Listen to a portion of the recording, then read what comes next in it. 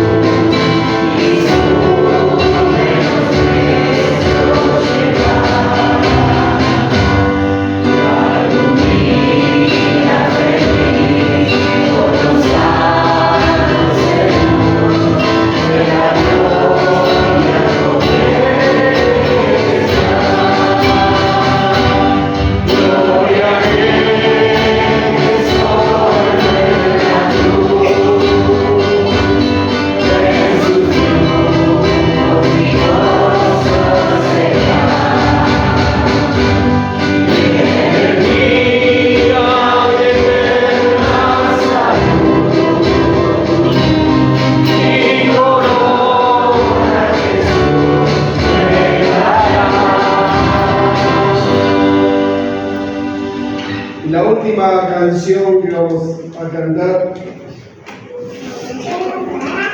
habla de la bondad de Dios. Dice, te amo Dios. Tu amor nunca me falla. Por supuesto que el Señor, si hay alguien que nos falla, es el Señor. No siempre en el hogar solemos repetir la canción, puedo confiar en el Señor, no me va a fallar. Y podemos confiar en el Señor porque Él tuvo tremendo amor, tremenda bondad. Y el te amo Dios tiene que salir de un corazón agradecido esta mañana. Porque el Señor te trajo acá, porque Él te trajo acá, porque te ama. Sin duda en esta mañana el amor de Dios está demostrado en que vos estás acá, alabando su nombre, adorando su nombre y esperando el consejo de su palabra en esta mañana. Y que ese te amo Dios salga de un corazón realmente sincero y que se derrame en la oración esta mañana proclamando esa bondad de Dios.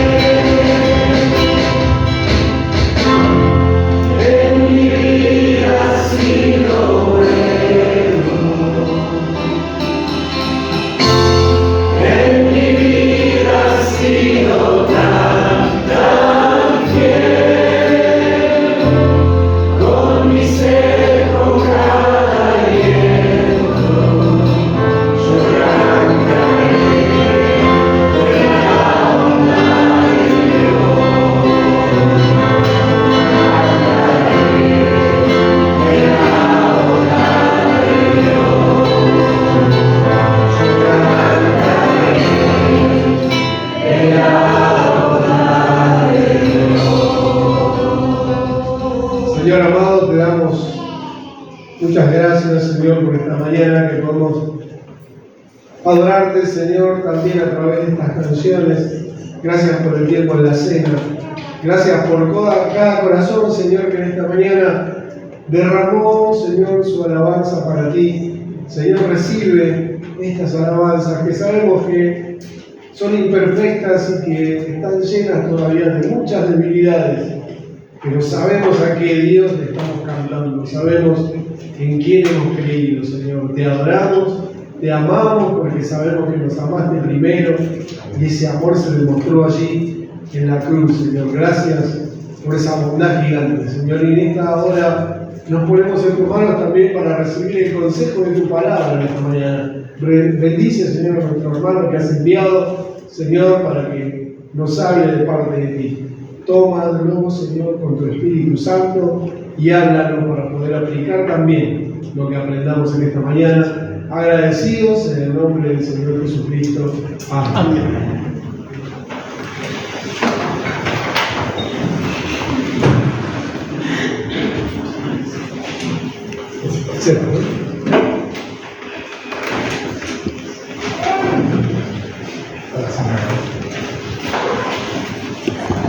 Muy bien, buen día. Buen día. Estaba dudando ahí si pasaba o no pasaba, era yo. Ahí está, a ver si no hacemos lío acá. Ahí está, ¿se escucha bien?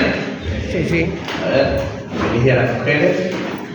Bien, bien. Bueno, vamos a comenzar esta mañana. Bueno, los saludos, estamos contentos de poder estar con Noé compartiendo esta mañana. Siempre nos sentimos, obviamente, muy en familia compartiendo con ustedes, así que realmente es un tiempo lindo que podemos tener esta mañana. Extrañé, voy a confesar, yo tengo la impunidad de no venir hace bastante, el maíz cocido y el pancito.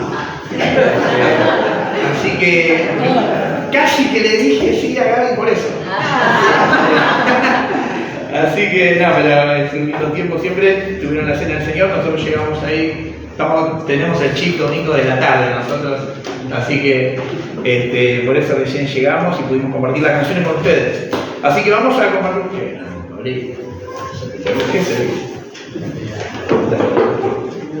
Así que bueno, vamos a compartir como ahí recién, mientras cantábamos, ¿no? Y ahí compartía nuestro hermano, poder entender que esta mañana, si estamos acá, no es solamente por un ejercicio espiritual, bueno, una costumbre.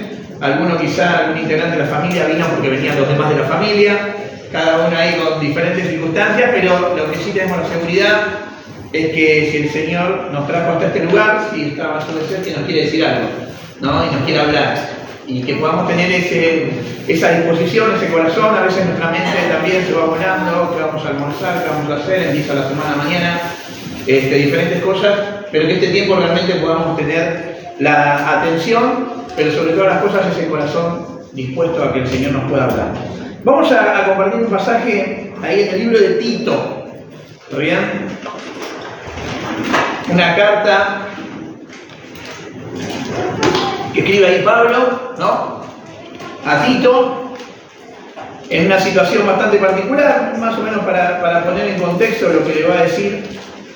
Nosotros vamos a situarnos en el capítulo 2, a partir del versículo 11, pero bueno, toda la primera parte y la intención de la carta, por ahí la podemos resumir en el capítulo 1, versículo 5, ¿no? Y le dice, ¿no?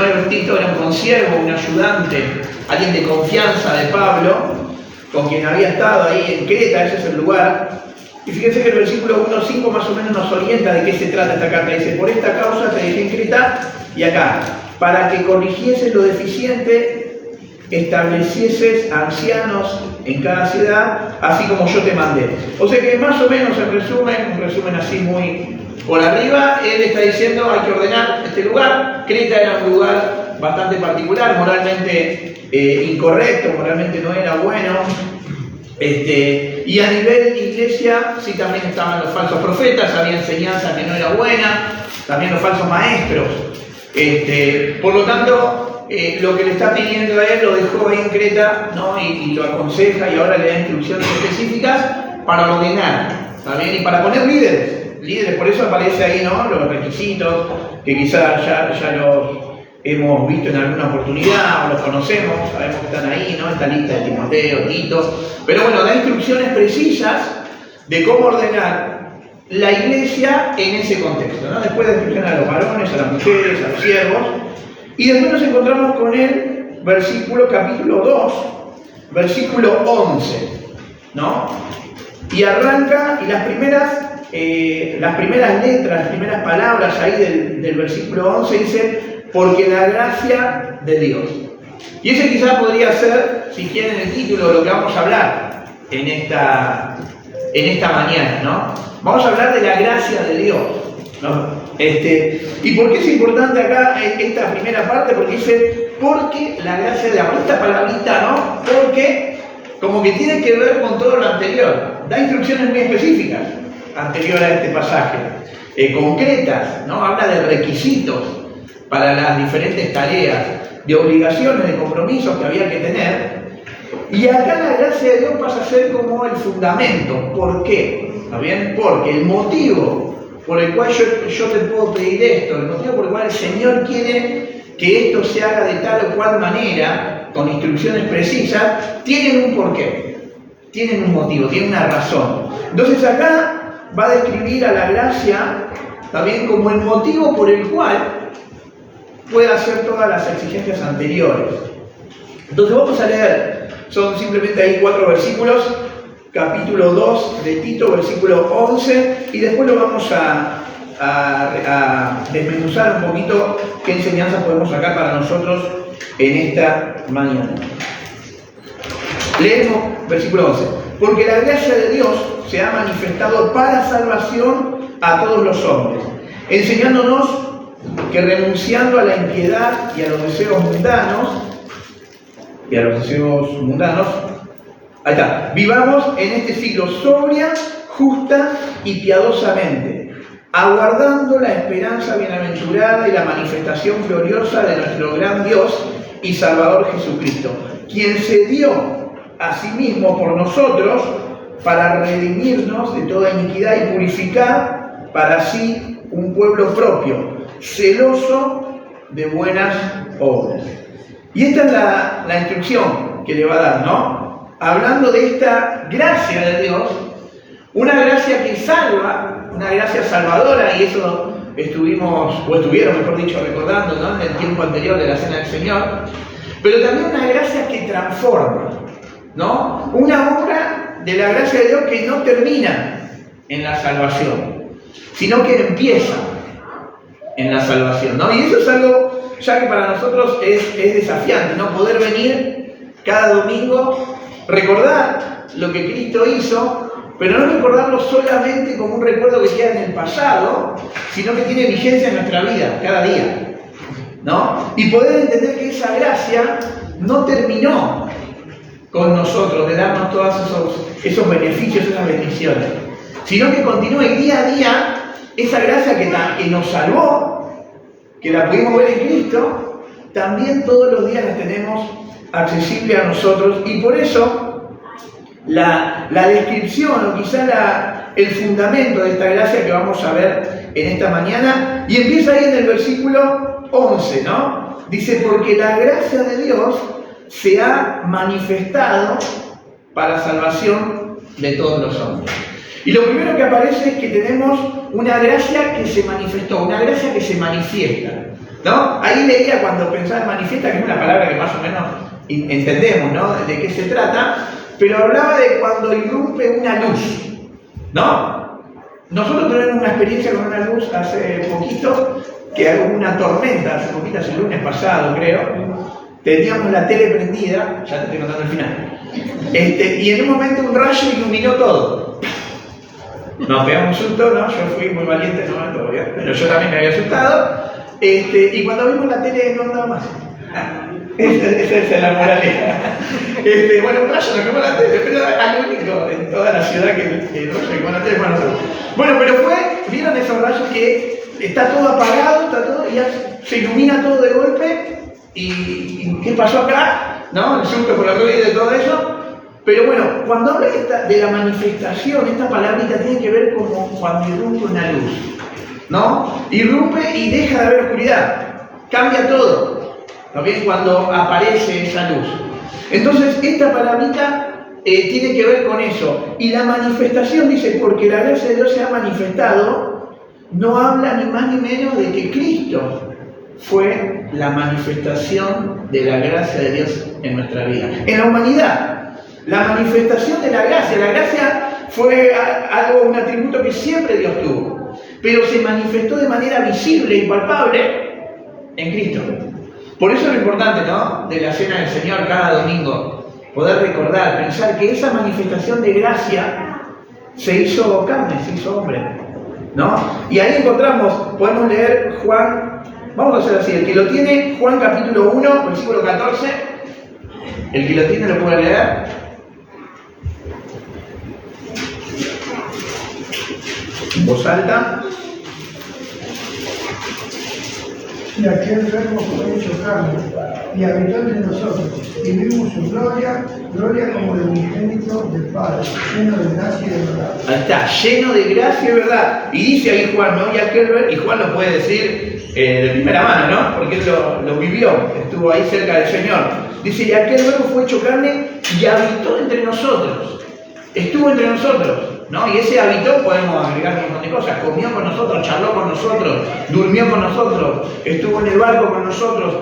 Dice, lleno de gracia y verdad. Esa palabrita lleno, ¿no? Completo.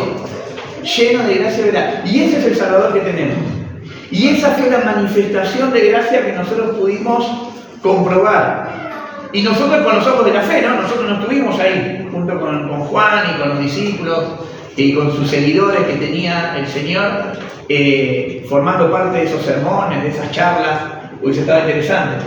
Pero nosotros por la fe también conocimos, también tenemos esta comunión con Cristo y podemos hacer también efectivo eso, la gracia que fue manifestada, la gracia que por medio de Cristo pudimos palparla, pudimos tener comunión, ¿está bien? Y esa es la gracia que nos salva, la gracia, el regalo de la salvación, el concepto que tenemos, ¿no? Este regalo inmerecido, ¿no? Y a veces este concepto a mí me gusta agregar un poquito más, porque es mucho más que un regalo inmerecido, sino que es un regalo por el cual nosotros hicimos todo lo contrario a merecerlo. No es que estuvimos pasivos a eso, nosotros pecamos voluntariamente.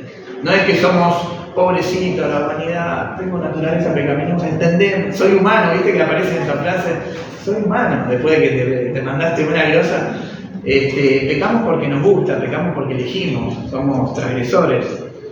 Pero así todo, su gracia se pudo manifestar a nosotros y pudimos recibir este regalo inmerecido de la salvación. Así que el primer concepto que para que podamos pensar esta mañana es el versículo 11. La gracia que se manifestó. Pero avanza. Fíjense el versículo 12.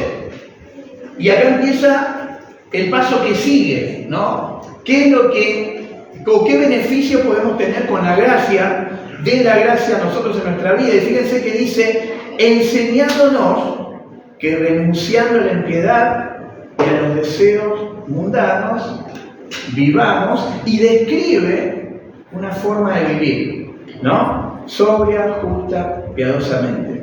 Pero acá aparece una gracia no solamente que nos salvó, y esto quizá ya es para los que un día conocimos al Señor como Salvador, sino aparece la gracia que nos instruye, la gracia que nos educa, que nos enseña, ¿no? Esa gracia que nos muestra cómo es. El Señor no es que nos salvó, digo, bueno, arréglense cuando yo lo vengo a buscar, fíjense, hagan lo que puedan, porque son humanos y este mundo está... No. Sino que su gracia también dice, y esta obra completa de su gracia nos instruye. Fíjense cómo dice ahí Romanos, que lo tenga, Romanos capítulo 12, esa es la parte que van a leer ustedes.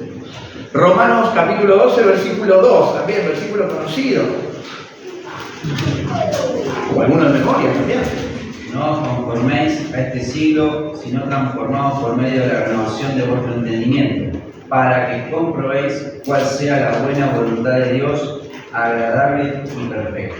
Bien, no conforméis, ¿no? Hablaba, esa palabrita conformar es no tomar la forma, no seguir, creo que en el original tiene más que ver con no seguir el plano, ¿no? Como quien hace un plano de una casa, no seguir el molde de este mundo. Pero dice que para no seguir el molde de este mundo y no ser no tener la forma en este mundo, dice que hay que transformarse, ¿no? Esta palabrita metamorfosis, ese cambio de adentro hacia afuera, por medio de la renovación de nuestro entendimiento, ¿no? Y el concepto siempre ahí de la renovación de vuestro entendimiento, bueno, acá tenemos un vaso, ¿no? Cuando tenemos el vaso con agua sucia, vamos a pensar, no es que está sucia el agua, lo iba a decir primero, pero ahí va a quedar mal.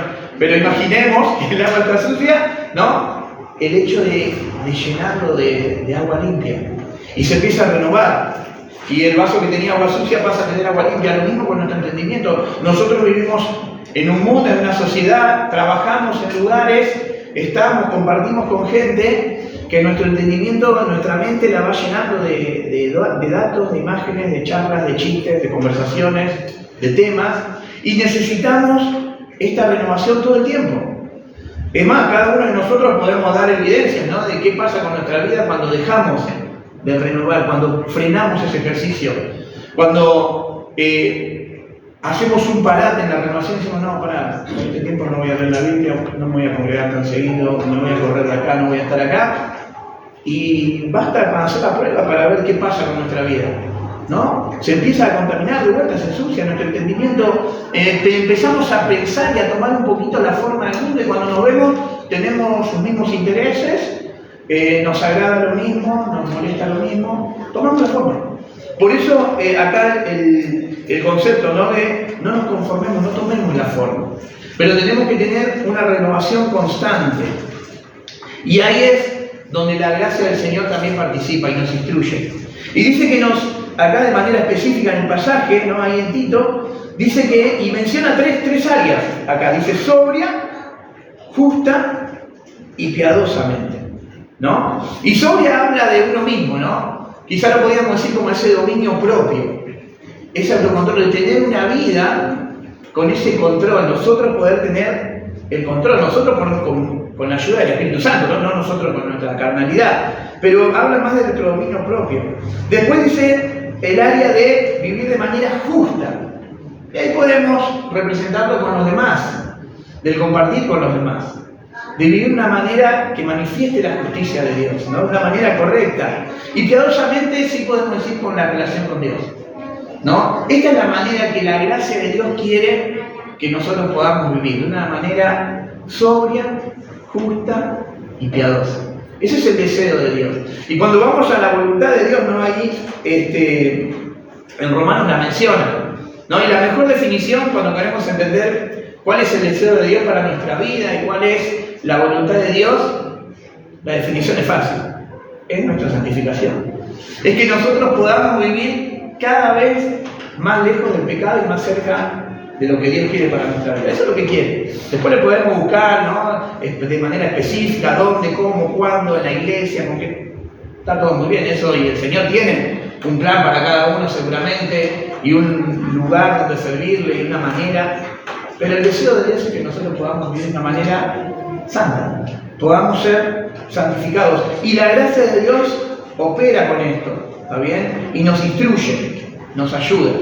Así que el deseo de esta mañana es que nosotros podamos entender que no solamente nos salva, no solamente se manifiesta en la persona de Cristo para salvación, sino también que nos instruye, nos educa, nos enseña a la manera correcta de vivir. Pero fíjense, vamos a avanzar ahí. Versículo 13, ahí de Tito, capítulo 2, versículo 13. ¿No? Leíamos el 12, dice: enseñándoos que renunciando a la impiedad y a los deseos mundanos, vivamos en este siglo sobria, justa y piadosamente. Ahí me olvidaba algo acá que es importante que podamos recalcar. Fíjense que cuando dice enseñándonos, esta enseñanza, ¿no?, de manera continua, aparece una palabra primero, importante, que yo la saqué, pero es importantísima. Dice renunciando. Tiene que haber una renuncia, ¿no? Tiene que haber una renuncia voluntaria. Ahora justo estoy en la escuela donde estoy trabajando, hubo unos movimientos, qué sé yo, y algunos profesores los obligaron a renunciar a una sola. Un tema, después si quieren después lo charlamos. A mí no me involucró, a mí solo se me quemó la tele.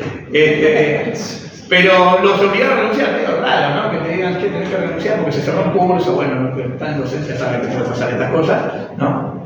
Pero entonces los obligan a renunciar. Y es difícil hacer algo que debería ser voluntario, pero medio obligado, ¿no? Falta que te pongan ahí tipo la mafia, ¿viste? Pero la renuncia en realidad es algo voluntario que yo hago. ¿Está bien? No va a pasar por sí solo. No va a pasar por la cantidad de años de iglesia. No va a pasar por el conocimiento bíblico, no va a pasar por lo buen vecino que sea, porque mi familia vaya a toda la iglesia, no va a pasar, tiene que haber una renuncia. Y la renuncia es una acción voluntaria, que yo tengo que tener el deseo de hacerlo y lo tengo que llevar a cabo. ¿Está bien? Y acá de la renuncia que habla dice a la impiedad y a los deseos mundanos, a todo lo que tiene que ver, o a todo lo que nos aleja de lo que Dios quiere. Por eso el contraste, ¿no? Y vivamos, renunciando y vivamos en este siglo sobria, justa y piadosamente. Así que para dejar que la obra de la gracia se complete en nuestra vida, aparte que nos salvó, sino que nos instruya, tiene que haber una renuncia. Tiene que haber una renuncia a esos deseos mundanos que van a estar, ¿no? Siempre decimos lo mismo, cuando recibimos a Cristo, está la naturaleza pecaminosa en nuestro corazón, y cuando una vez que lo recibimos, sigue estando, va a estar ahí. Va a depender del lugar que le demos, ¿no? El Espíritu Santo está ahí, debatiéndose el lugar quizá en nuestro corazón, y nosotros tenemos que vivir conforme al Espíritu Santo, pero la naturaleza pecaminosa va a estar ahí. Y los deseos puede ser que aparezcan en algún momento. Bueno, acá lo que nos está pidiendo para que la gracia tenga su obra completa es una renuncia.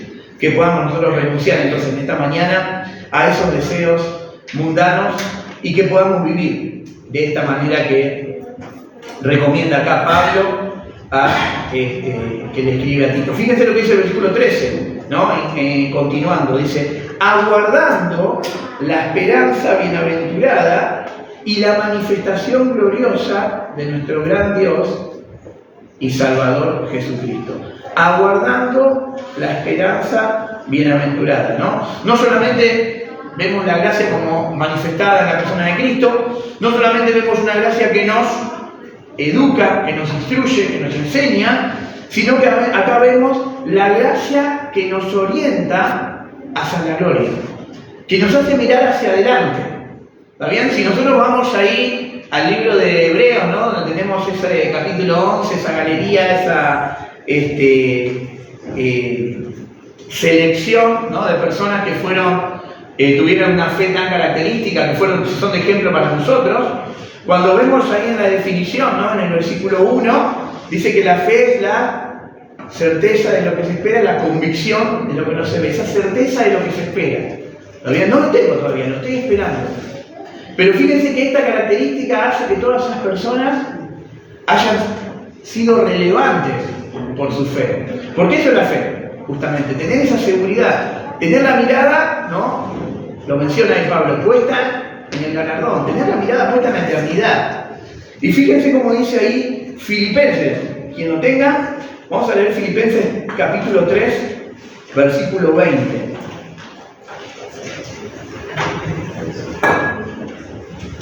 Venga, Filipenses 3:20.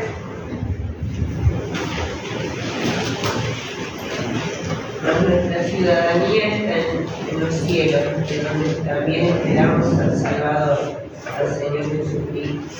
Bien. Y qué lindo, ¿no? Este pasaje, ¿no? Nuestra ciudadanía. Ahora venimos, ¿no? Todos tuvimos un tiempito ahí de vacaciones, algunos de descanso, algunos por ahí se pudo ir a pasear a algún lado, pero qué distinto es cuando estamos en un lugar que sabemos que no es el nuestro, ¿no? Nosotros estuvimos este verano sirviendo ahí en Palabra de Vida, en Campamento del Monte, y uno parece que disfruta de otra manera. Es decir, la gente que vive en el pueblo todos los días nos asombra. Café, no es nada raro, una plaza, ¿qué pasa? Pienso siempre también la gente que vive en la playa, ¿no? Debe estar re cansada ya de estar todo el día en la playa, nosotros todos desesperados. Pero tiene que ver con esto, entender de dónde somos realmente, ¿no? Dice, nuestra ciudadanía está en el cielo. Y tener claro que este no es nuestro lugar. Qué difícil, ¿no? Meterlo en nuestra mente, hacerlo práctico esto, porque nosotros, sí, somos de acá, ¿no? Valleter, no, bueno, lo que está. Pero entender que esto es una realidad. Nuestra ciudadanía está en el cielo. Nosotros, si se menciona, ¿no? En la Biblia menciona varias palabras, que somos peregrinos, que somos advenedizos, que somos visitantes, que estamos de paso. Y que todo lo que hacemos acá tiene que ver a veces con el sistema de este mundo al cual pertenecemos también, al cual estamos involucrados. Pero nuestra mirada tiene que estar en el lugar donde realmente somos ciudadanos, ¿no? Porque cuando nosotros veamos toda la eternidad, vamos a ver que este tiempo va a ser un puntito en la eternidad, no mucho más. Y a veces nosotros nos preocupamos, nos distraemos, ¿no? Nos ocupamos o gastamos energías en cosas que después cuando nos damos cuenta que no son nada, decimos, mirá la energía que perdí, el tiempo que perdí en esta discusión, en este tema tan pasajero, tan nada, a ver si la silla es blanca o negra, o si es más adelante, más atrás. Y después cuando nos damos cuenta de lo importante, ¿no? Pongo un ejemplo así bien vano, ¿no? Y vacío. Cuando nos damos cuenta, sí, mirá, porque estaba perdiendo tiempo. Pero ¿cuántas veces pasan con otras cosas en nuestra vida? ¿No? Y nos distraen, nos hacen gastar y decir, claro, si mi ciudadanía está en el cielo, ¿qué tengo acá? Tengo que tratar de vivir en santidad, disfrutar de esta gracia que está a disposición mía, que me instruye y que me invita a mirar hacia adelante, que me invita siempre a mirar hacia adelante. Y cuando nosotros tenemos la mirada en el cielo, lo que va a cambiar es nuestra conducta en el presente. Automáticamente, cuando nosotros entendemos que nuestra ciudadanía está en el cielo, que nuestra mirada está en ese galardón, en esa eternidad que vamos a pasar, seguramente como haciendo lo que estábamos haciendo hace un ratito, alabando al Señor, cantando, ¿bien? Adorando. No hay muchos datos del cielo, eso sí lo sabemos, que es lo que no va a haber, que no va a haber más dolor, no va a haber llanto, que va a ser un lugar perfecto, que vamos a estar cara a cara con nuestro Salvador. Cuando pensamos y entendemos y recordamos que vamos a estar toda la eternidad ahí en el cielo, nuestro presente cambia nuestra conducta, ¿está bien? Y eso es lo que le está marcando acá Pablo a Tito para que transmita. Y fíjense el versículo 14, avanzamos ahí. Primero en el 11, ¿no? Vimos que la gracia de Dios se ha manifestado. En el versículo 12, enseñándonos esa gracia que nos instruye.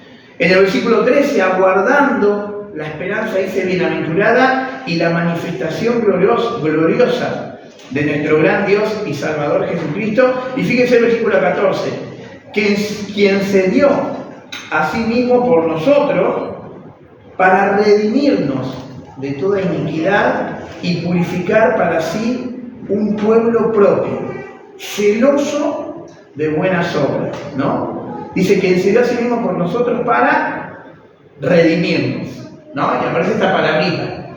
Es una gracia que nos redime, ¿no? Es una gracia que nos compra, ¿no? Este concepto ahí de redimir, de esa compra, ¿no? Siempre que mencionamos el concepto de la palabra, tenemos que ir a cómo eran los tiempos en aquel tiempo, ¿no? Cómo eran las costumbres, los esclavos, la compra. Y esta compra que hizo el Señor de nosotros, que nos sacó del mercado de esclavos para llevarnos con él, nos redimió. Fíjense alguien que pueda leer el versículo 1 Pedro, capítulo 1, 18 y 19.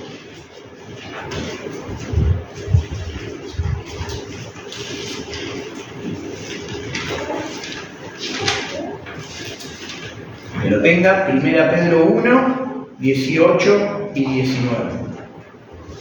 Sabiendo que fuisteis rescatados de vuestra vana manera de vivir, la cual recibisteis de vuestros padres, no con cosas corruptibles como oro y plata, sino con la sangre preciosa de Cristo, como de un cordero sin mancha y sin contaminación.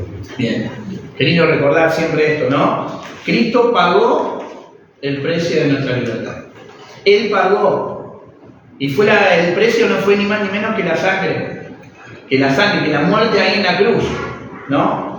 Y ya no pertenecemos al pecado, ese es nuestro cambio de dueño, esa es la redención, ¿no? Ya no pertenecemos al pecado, sino que ahora le pertenecemos a Él. Somos propiedad de Dios, tenemos una ciudadanía diferente, ahora somos del cielo y podemos disfrutar todos los días de su gracia, la gracia que nos salva, que nos enseña, ¿está bien? La gracia que nos hace mirar hacia adelante, hacia el futuro.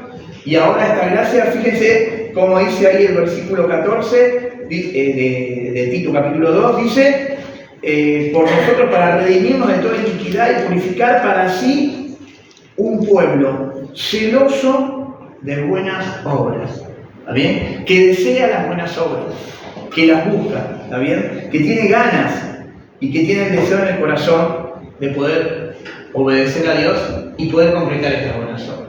Así que este es el pensamiento que quería traer esta mañana, pensando, y justo seguidito, ¿no?, a la cena del Señor, pensar en esta gracia, que no termina su obra en la salvación, ¿no? La salvación es lo que nos cambia el destino, la salvación es lo que hace que de estar muertos ahora tengamos vida, de estar perdidos ahora estamos hallados, de estar esclavos del pecado ahora estamos siervos de Dios y ahora pertenecemos a Dios, pero la gracia de Dios también tiene una obra en nuestra vida de enseñarnos, de instruirnos, de mostrarnos la manera de vivir. La gracia del Señor también nos hace mirar hacia el futuro y esperar, y vivir con esta esperanza. Y Pablo lo menciona, ¿no?, en todas sus cartas, siempre que destaca a los hermanos a los que les escribe, habla, ¿no?, primero de su conversión, de su servicio, pero también habla de la mirada allá, esta esperanza. Que podamos vivir cada día con esta esperanza, ¿no? Que cada día que nos levantamos antes de hacer nuestras tareas, trabajar y decir, bueno, yo no soy este mundo. Estoy esperando que venga. Quizá viene ahora el Señor a llevarnos. Quizá mañana antes de ir a trabajar, quizá a la tarde cuando planeamos ir a hacer un rato de deporte, a pasear, no sé. Y en ese momento venga el Señor. Que podamos vivir con esa expectativa fresca, ¿no?, que se vaya renovando de que el Señor va a venir pronto, ¿no? Y recordar también que esa gracia del Señor nos redime y nos hace, dice ahí el 14, un pueblo especial. Y eso es lo que somos nosotros hoy. Somos el pueblo de Dios, ¿no? ¿La cantamos, cierto? No, ¿viste? Canta todo pensado. Somos el pueblo de Dios, nosotros somos el pueblo de Dios. El pueblo que Él redimió, que preparó. Y el deseo es que seamos un pueblo celoso de buenas obras. Que tengamos este deseo como personas, como familia y también como iglesia. ¿Qué les parece si oramos para terminar y pedir al Señor que esta gracia que pudimos repasar hoy, ¿está bien?, que pudimos simplemente mencionar y ver la instrucción que le da ahí Pablo a Tito, la podamos hacer propia cada uno de nosotros? Oramos. Señor, te damos muchas gracias. Gracias porque enviaste a tu Hijo, Señor, que fue esa manifestación, esa revelación de tu gracia en favor nuestro, muriendo en la cruz por nuestros pecados, Señor, resucitando el tercer día, mostrando la victoria sobre la muerte.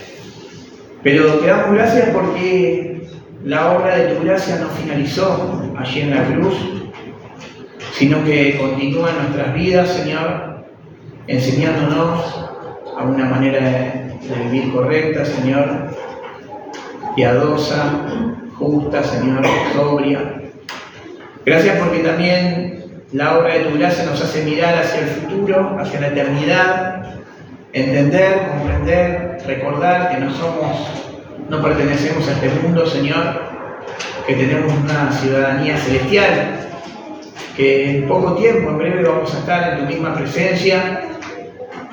Y gracias también porque esta obra completa de tu gracia también nos redime y nos hace un pueblo especial, Señor, el pueblo tuyo, que podemos disfrutar de tantas bendiciones, Señor, tener la posibilidad de participar de tu obra por medio del servicio, Señor, como iglesia, Señor, como familias, como individuos particulares, Señor. Gracias porque tenemos esta posibilidad y es todo, Señor, por tu gracia. Te lo agradecemos en el nombre de Cristo Jesús.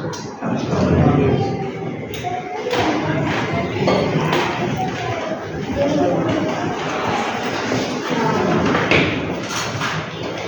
Muy bien, hermanos, qué privilegio que tenemos entonces nosotros, cada uno de nosotros, el que podamos participar de esa gracia y la mirada, ¿no?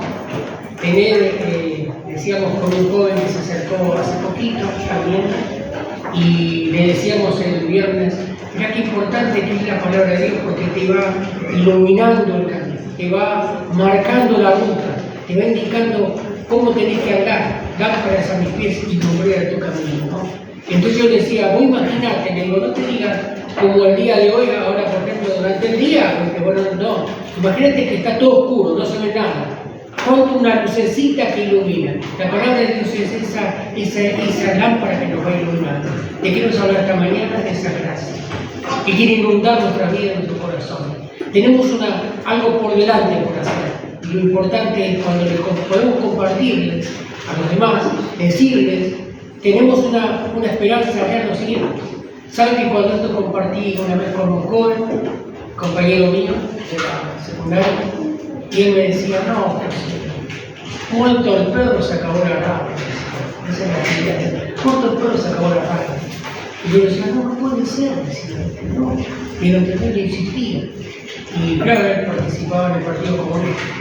Y entonces dije, bueno, pasaron 2 años y hace muy poquito, puedo compartir con él un pasaje, ya estaba mostrando el distinto, fue cambiando a través de los años, mínimo como 40 años, bueno, y compartiendo. Y ahora en estos días, partí un poco de un muchacho joven, tuvo una fuerza bárbara, profesor, se había jubilado profesor, bailarín y todas esas cosas.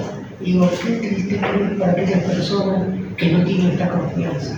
Qué privilegio entonces que tenemos en esta mañana de poder disfrutar de esa gracia de Dios en nuestra vida y en nuestros corazones. Poder compartirle lo que vamos a hacer ahora en breve, ahora en un ratito, vamos a poder compartir a los demás de esa gracia bendita que llena el alma y llena el corazón. Es lo que nos mueve, una mirada distinta. Qué precioso que es. Damos gracias a Dios, Eva, que el Señor te bendiga y te vaya guiando ahí con la palabra. Cuando te veo, lo veo con Loren, lo veo, imaginamos como hace poquito estuvimos ahí con el grupo, estuvimos ahí con la iglesia en el retiro. Qué hermoso que es esto, ¿no? Poder compartir con los hermanos. Y también de ver hermanos, como vemos en esta mañana, mi hermano Freddy, con su familia. Que el Señor te bendiga, querido hermano. Un gusto verlo y una alegría enorme que tenemos bien lindo también por ahí. Y también a Luis, cuánto tiempo que no nos veíamos, Luis, que bendición. Y Damaris, qué lindo verlos, que el Señor le bendiga. La casa de Dios para todos los hijos, como dice en su palabra. Así que bueno, están abiertas para aquellos que quieran venir a alabar y glorificar el digno nombre del Señor, ¿no? Y compartir la palabra de Dios. Bueno, para terminar, Horacio, ¿qué nos tenías preparado, Horacio? Bueno, tenemos unos cumpleaños hasta hoy. Y bueno, queríamos compartirlo con se adelante los hermanos hasta acá, que están presentes, para poder, tenemos la más chiquita acá, la que cumple la semana, la señora de nuestro hermano José, Sí, pero no está. Esteban, el hijo de Pilar. Sí, no. Bueno. Pero está. Sergio, sí, en Isabela. Sergio. Hay 2 cosas que no me gustan, pasar y que pierda Independiente. No pasa, vení.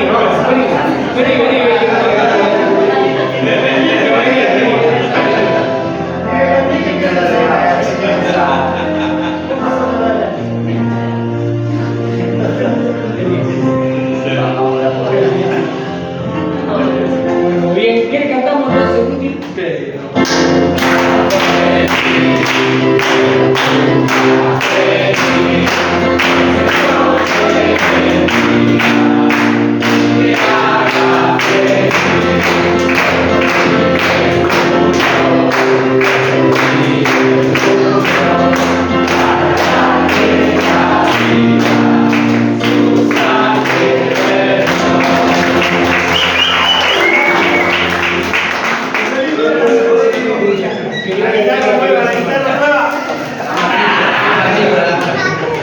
No sé si hay alguna de las cosas que haya cumplido ahora, hasta hoy por lo menos. Todavía no.